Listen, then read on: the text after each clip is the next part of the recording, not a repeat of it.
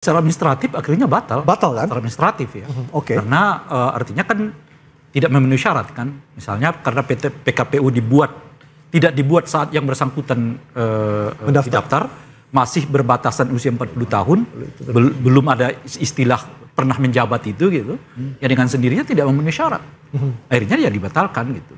Nah, pertanyaannya apakah dengan begitu pencapres kemenangan Pak Prabowo dibatalkan? Saya kira tidak, karena kalau wakil presidennya yang mangkat itu tidak otomatis dua-duanya ikut dibatalkan. Mangkat.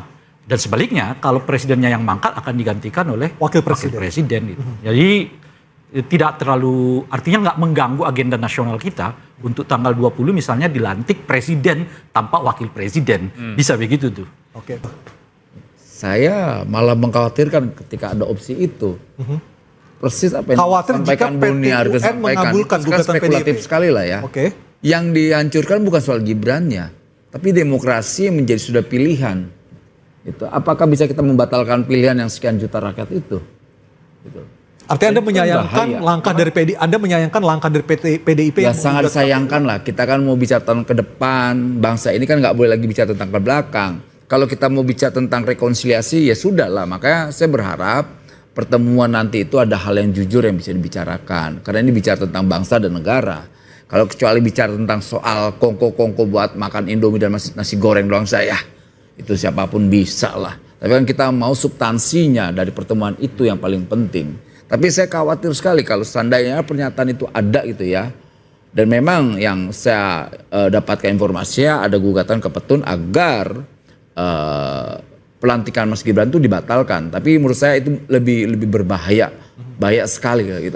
Ketika skema itu ada, gitu. Dan memang itu udah seliwaran. Jangankan soal skema Mas Gibran untuk tidak dilantik, bahkan banyak sekali skema-skema terkait bagaimana memisahkan antara Jokowi dan Prabowo, Jokowi dengan pemilihnya, Jokowi dengan pendukungnya, bahkan terakhir adalah bagaimana menghilangkan memori masyarakat terhadap legasinya Pak Jokowi.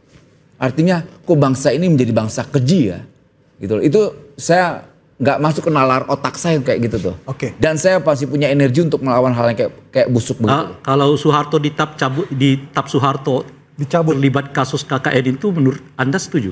Gimana? Soeharto terlibat KKN, tap MPR dicabut, itu Anda setuju? Tap MPR dicabut? Tap MPR terkait dengan yang kemarin itu? Ya, keterlibatan. Setuju kita? Setuju. Kenapa? Loh itu tadi kan Soeharto juga Soeharto bahkan Gus Dur juga dicabut semua. Itu kan produk rekonsiliasi. Soeharto mau dijadikan pahlawan nasional, Anda setuju? Nah, saya nggak tahu soal itu. Yang kita sepakati bangsa ini harus rekonsiliasi. Kalau kita masih bicara tentang masa lalu, akhirnya warisan ke kawan-kawan mahasiswa ini ya konflik orang-orang tua aja terus. Kapan bangsa ini bicara tentang masa depannya? Kita sudah letih bro. Kita ini sama-sama aktif 98. Yang diwariskan politisi tua itu adalah apa?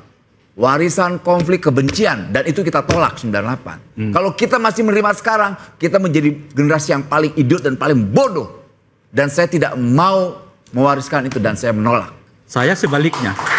Kalau saya sebaliknya, bagi saya harus tetap ada penghakiman kepada mereka yang tidak amanah terhadap amanat rakyat. Nggak bisa karena atas nama rekonsiliasi lalu menghapuskan semua berbentuk kejahatan mereka terhadap Republik. Memaafkan dengan mencatat mereka sebagai bagian dari penjahat, itu dua hal yang tidak sama. Saya bisa memaafkan siapapun, tapi menghilangkan mereka sebagai orang yang jahat dari sejarah Republik, nggak bisa. Artinya memaafkan tapi bukan melupakan. Bisa. Apa akibatnya? Akibatnya kemudian bangsa ini dan generasi anak-anak muda kita nggak punya catatan tentang apa sih yang disebut dengan pemimpin gagal. Oleh karena itu, semua pemimpin di Republik ini pasti sukses. Betapapun mereka gagalnya. Karena kita selalu ingin menghapus kegagalan para pemimpin di Republik ini dengan catatan bahwa seolah mereka baik. Mungkin karena itulah Pak Jokowi 1 tahun terakhir ini nggak peduli dengan apa yang disebut dengan demokrasi. Nggak peduli apa yang disebut dengan nepotisme. Nggak peduli apa yang disebut dengan norma. Karena ia akan tahu semua apa yang dikritik 1 tahun terakhir ini terhadap dirinya akan dihapuskan oleh sejarah. Karena sejarah selalu mengatakan pemimpin tidak pernah salah. Kalau ada yang mengatakan pemimpin salah, itu adalah orang sirik seperti Rai Rangkuti. Kira-kira begitu.